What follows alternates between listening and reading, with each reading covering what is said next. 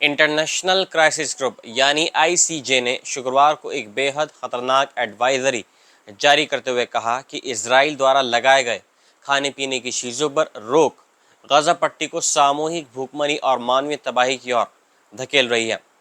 समूह ने तत्काल मानवीय सहायता पहुंचाने और युद्ध विराम की तुरंत मांग की है। साथ ही समूह ने यह भी कहा है कि इजराइल गजा को भूख से मार रहा है, बच्चों को मार रहा है, औरतों को मार रहा है, यानी किसी को नहीं बख्श रहा है। बयान में आरोप लगाया गया कि इजरायली प्रशासन ने मार्च से ही मानवीय सहायता और खाने पीने की चीज़ों पर क्रूर प्रतिबंध लगा रखा है, जबकि इजराइल का दावा है कि यह कदम हमास को आपूर्ति से रोकने के लिए है। यानी अभी जो इजराइल ने पूरी तरीके से नाकेबंदी कर रखी है चीज़ों पर कि गज़ा के अंदर जो खाने पीने की चीज़ें ना जाए, उसकी एक मेन वजह यहाँ पर यह बताई जा रही है। जिस तरीके से इजराइल ये बोल रहा है कि जो सब हम प्रतिबंध लगा रहे हैं ये हमास की वजह से लगा रहे हैं, ताकि जो खाने पीने की चीज़ें हैं जो भी है वो हमास तक ना पहुँचे। समूह ने यह भी कहा कि इस नीति की सबसे बड़ी कीमत हमास नहीं बल्कि गज़ा की आम जनता चुका रही है। गज़ा में जुलाई महीने में संयुक्त राष्ट्र किए गए पोषण परीक्षणों में 15,000 बच्चों में से 16% से अधिक को तीव्र कुपोषण का शिकार पाया गया है, जो कि संयुक्त राष्ट्र द्वारा घोषित अकाल सीमा को पार कर रहा है।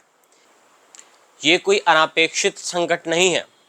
आईसीजे ने कहा इजराइल को तत्काल अपनी नाकेबंदी खत्म करनी चाहिए, लेकिन सिर्फ राहत सामग्री को खोल देना यही काफ़ी नहीं है। युद्ध विराम ही एकमात्र समाधान है जिससे ये मानवीय तबाही रोकी जा सकती है।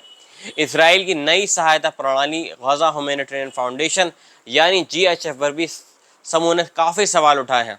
बयान में कहा गया है कि ये तथाकथित हमास मुक्त प्रणाली गजा के सबसे कमज़ोर और गरीब लोगों को भूखमरी के लिए छोड़ रही है। खाद्य वितरण की अफरा तफरी के दौरान इजरायली सैनिकों द्वारा की गई गोलीबारी में मई के बाद से 1,000 से अधिक लोगों की मौतें हो चुकी हैं। गजा स्वास्थ्य मंत्रालय के अनुसार अक्टूबर 2023 से अब तक भूख और कुपोषण से 122 लोगों की मौत हो चुकी है, जिनमें 83 बच्चे शामिल हैं। पिछले 24 घंटे में ही 9 और मौतें दर्ज की गई हैं भूख से, जिनमें 2 बच्चे भी इसमें हैं। आईसीजे ने कहा युद्ध विराम की अनुपस्थिति इस भूख की नीति का बहाना नहीं हो सकती। मौत की इस मशीनरी को ज़रूर रोका जाना चाहिए, ना कि बस धीमा किया जाए। दूसरी ओर इजराइल के राष्ट्रीय सुरक्षा मंत्री एतमार बेन गवीर ने शुक्रवार को एक पोस्ट में दावा किया कि गजा में कोई असली भूखमरी नहीं हो रही है। उन्होंने कहा अगर वे सच में भूखे होते तो अब तक हमारे जो बंधक हैं, हमारे जो इजरायली लोग हैं, उनको लौटा चुके होते। मैं गजा में हमास को भूखा रखने का समर्थक हूँ। बेन गवीर लंबे समय से गजा के लिए मानवीय सहायता को पूरी तरह बंद करने की पुरजोर तरीके से वकालत करते नजर आए हैं, और उन्होंने इस क्षेत्र में फिर से इजरायली जो इलीगल सेटलर्स उनको बसाने और फिलिस्तीनियों को वहां से बाहर निकालने की बात कही है। संयुक्त राष्ट्र और दर्जनों देशों ने बेन गवीर के इस बयान को मानवता के खिलाफ बताते हुए और उसकी कड़ी आलोचना की है। इजरायली सेना ने 7 अक्टूबर 2023 से अब तक 59,500 से अधिक फिलिस्तीनियों की हत्या कर दी है, जिनमें अधिकांश महिलाएं और बच्चे शामिल हैं।